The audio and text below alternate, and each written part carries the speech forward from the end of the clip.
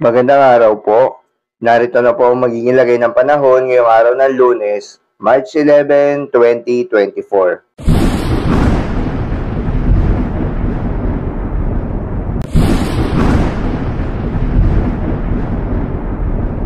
Sa kasalukuyan nga at ayon sa pag-asa, patuloy pa ring umiiral itong northeast monsoon o hanging amihan sa bahagi ng northern at central Luzon. Samantala itong easterlies o yung mainit na hangin galing sa karagatang Pasipiko ay patuloy namang umiiral sa nalalabing bahagi ng Luzon, Visayas at Mindanao.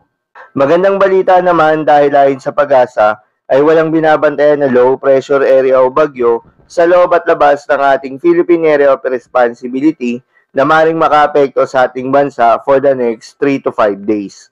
Para naman sa lagay ng panahon sa Luzon ngayong araw ng Lunes, inaasahan na posibleng humina itong epekto ng northeast monsoon o hanging amihan at easterlies ang magiging dominant weather system. At dahil nga sa easterlies, asahan yung maulap na kalangitan na may kalat-kalat na pagulan, pagkidlat at pagkulog sa may Bicol region.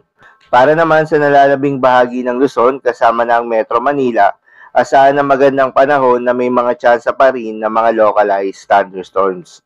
Para naman sa lagay ng panahon sa Visayas at Mindanao, asahan nitong easterlies ay magdadala ng mga kalat-kalat na mga pagulan, pagkidlat at pagkulog sa may Visayas area, particular na sa may Eastern Visayas.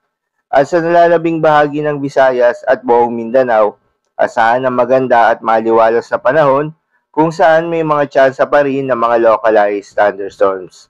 Para naman sa lagay ng mga dagat baybayin, ayon sa pag-asa ay wala namang nakataas na gale warning sa anumang seaboards ng ating bansa.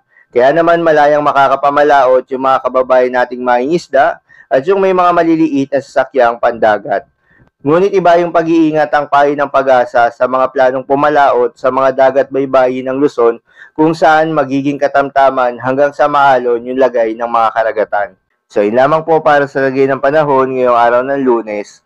Keep safe everyone.